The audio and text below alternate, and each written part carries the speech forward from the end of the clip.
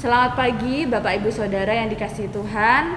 Bertemu kembali dalam acara kesayangan kita, Sarapan GPDI Situbondo.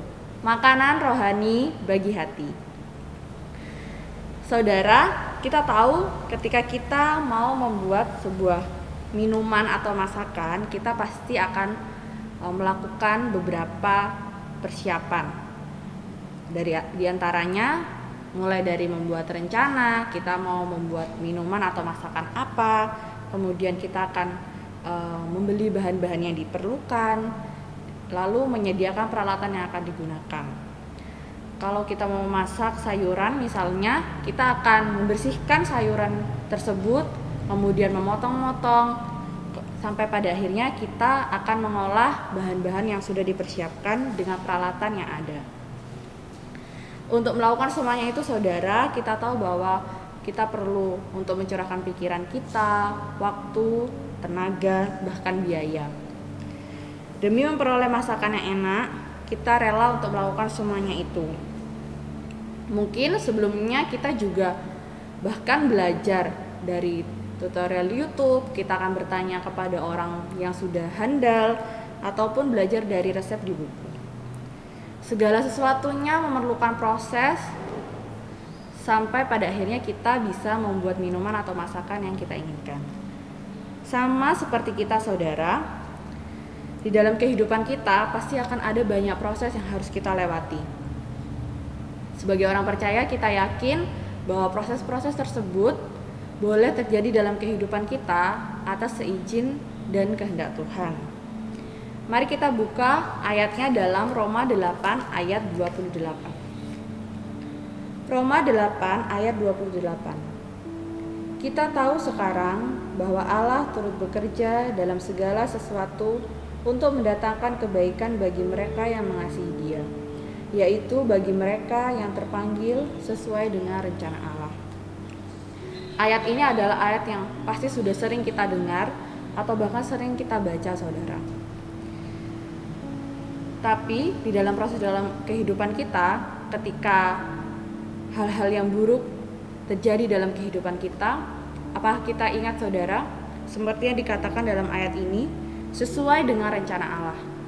Apakah kita ingat bahwa segala sesuatunya adalah sesuai dengan rencana Allah, saudara? Tidakkah kita sering lupa dan kita tidak bisa bersyukur ketika proses-proses yang terjadi adalah hal-hal yang tidak mengenakan? Mari kita mau sadari, saudara, bahwa sama seperti orang yang mau memasak atau seorang koki, yang punya rencana adalah mereka, bukan bahan atau peralatannya. Dalam hidup kita sebagai orang percaya, yang memiliki rencana atau tujuan adalah Allah. Karena Allah yang memiliki kehidupan kita, karena Allah yang menciptakan kita. Sekalipun dulu kita sudah jatuh ke dalam dosa dan ada di bawah hukum maut, kita tahu bahwa kita sudah ditebus oleh darah Yesus dan harganya sudah lunas dibayar, sehingga kita sekarang menjadi milik Allah. Mari kita buka ayatnya dalam 1 Korintus 6 ayat 20. 1 Korintus 6 ayat 20. Sebab kamu telah dibeli dan harganya telah lunas dibayar.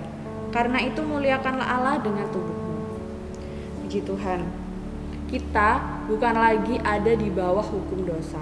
Kita tidak lagi dihukum atas pelanggaran atau dosa kita, saudara. Tapi Tuhan telah membayar lunas kita sehingga kita hidup dalam kasih karunia-Nya.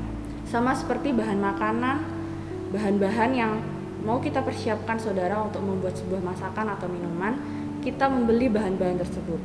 Setelah bahan-bahan itu lunas dibayar, baru bahan-bahan itu boleh kita miliki. Hak kepemilikannya sudah berpindah, saudara, dari penjual kepada kita yang membeli barang-barang tersebut. Kemudian kita membaca ayat lagi, saudara, dalam Galatia 2 ayat 20. Galatia 2 ayat 20. Namun aku hidup, tetapi bukan lagi aku sendiri yang hidup, melainkan Kristus yang hidup di dalam aku. Dan hidupku yang kuhidupi sekarang di dalam daging, adalah hidup oleh iman dalam Anak Allah yang telah mengasihi aku dan menyerahkan dirinya untuk aku. Bukan lagi kita yang hidup, saudara, atas kehidupan kita, tapi Kristuslah yang hidup di dalam diri kita. Tuhanlah yang menjadi Tuhan atas kehidupan kita. Dulu yang menjadi Tuhan atas kehidupan kita adalah dosa, saudara. Tapi sekarang ketika kita sudah menjadi milik Allah, maka Allah lah yang memiliki hak atas kehidupan kita. Sama seperti barang-barang tersebut, hak kepemilikannya sudah berpindah dari penjual kepada orang yang membeli bahan-bahan tersebut. Kedepannya, bahan-bahan itu akan digunakan untuk apa adalah menjadi hak dari pemilik yang baru. Sama seperti ayat yang sudah kita baca, bahwa segala sesuatu adalah rencana Allah. Maka hidup kita pun setelah menjadi milik Allah, setelah ditebus oleh Yesus, akan menjadi milik Yesus. Dan kedepannya kita hidup sesuai dengan rencana Allah. Bukan lagi sesuai dengan kehendak kita, tapi sesuai dengan kehendak Tuhan. Jadi ketika ada proses yang tidak mengenakan, ada proses yang mengenakan, itu semua sesuai dengan rencana Allah. Kita tetap harus bersyukur dalam segala keadaan baik atau buruknya itu. Karena kita juga tahu, saudara, bahwa orang yang memasak atau koki yang akan memasak, mereka lah yang tahu lebih baik akan digunakan untuk apa bahan-bahan tersebut. Sama seperti kehidupan kita, Allah lah yang jauh lebih tahu apa yang terbaik untuk kehidupan kita. Dalam ayat yang sudah kita baca juga kita membaca bahwa segala sesuatu dikerjakan oleh Allah untuk mendatangkan kebaikan untuk diri kita. Kemudian ayat selanjutnya, saudara, dalam 1 Petrus 2 ayat 9. 1 Petrus 2 ayat 9. Tetapi kamulah bangsa yang terpilih, imamat yang rajani, bangsa yang kudus, umat kepunyaan Allah sendiri, supaya kamu memberitakan perbuatan-perbuatan yang besar dari Dia yang telah memanggil kamu keluar dari kegelapan kepada terangnya yang ajaib. Puji Tuhan. Setelah kita menjadi milik Allah, saudara, kita tahu apa sebenarnya tujuan dari hidup kita.